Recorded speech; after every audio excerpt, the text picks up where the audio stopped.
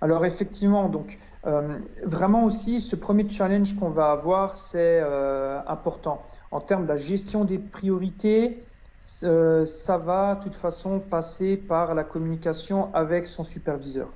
C'est important de le maintenir, c'est important de faire un état des lieux, si c'est nécessaire de faire le point le matin, de faire le point l'après-midi. Dans tous les cas, il faut se dire aussi, le fait de communiquer, le fait de dire où on en est, peut-être aussi avoir la chance de le faire en réseau avec tous ses collègues, ça va aussi permettre harmoniser le travail qu'on a, la charge de travail qu'on a, mais globale équipe. Donc, s'assurer qu'il n'y a pas qu'un collègue qui a énormément de travail et que le reste, bah voilà, ont plus de temps libre. Donc, bien disperser le travail. Peut-être aussi répondre à quelqu'un qui n'a jamais fait, par exemple, une pratique informatique, n'a pas trop l'habitude sur une situation, lui proposer son aide, travailler en binôme.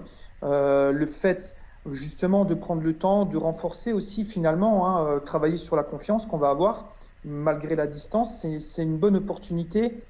Et dans la gestion des priorités, il y a aussi donc cette matrice d'Eisenhower que moi-même j'utilise journalièrement, qui est en fait une aide. C'est-à-dire lorsqu'on va avoir une certaine charge de travail qui peut venir d'un coup, c'est de faire une sorte de tri. De ne pas avoir cette vague de tsunami là, qui va venir et nous apporter du stress, de l'anxiété, qui va complètement nous faire perdre les pédales et peut-être nous emballer. L'idée, c'est de diviser en quatre toutes les choses qu'on doit faire. Alors, on peut le faire à la fois personnellement sur les choses qui viennent de nous être transmises, données, ou on peut aussi très bien décider de le faire en équipe. Le cadran numéro un que vous voyez, lui, a finalement cet objectif de traiter les choses qui sont urgentes. Pour moi, j'utilise ces choses urgentes, je les limite généralement à trois choses. Tout dépendra aussi du nombre d'heures que ces choses vont me demander.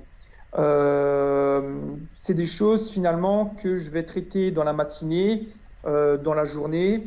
Je vais aussi prendre en compte les imprévus qui pourraient tomber. Donc, l'idée, c'est pas de remplir complètement 100% de ce cadran pour qu'après avoir une sorte de stress à se dire mince, j'ai accepté trop de travail, je me suis engagé dans des choses que je ne pourrais pas respecter.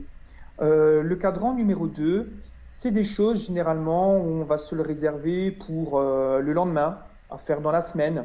C'est peut-être aussi quelque chose si on a un collègue qui dit ok, bah voilà, moi je suis dispo, je peux filer un coup de main, qu'on peut commencer à lui faire part de ces choses qui sont à traiter.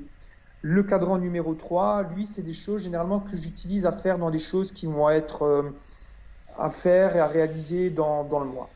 Et cette partie 4 que vous voyez en bleu, celles-ci sont par exemple des idées d'amélioration, des projets qu'on est en train de penser, qui serait bien de faire, des choses qu'on doit faire une fois par an. Et au fur et à mesure que le temps se rapproche, finalement, elles vont passer de 4 à 3, de 3 à 2 et jusqu'au 1.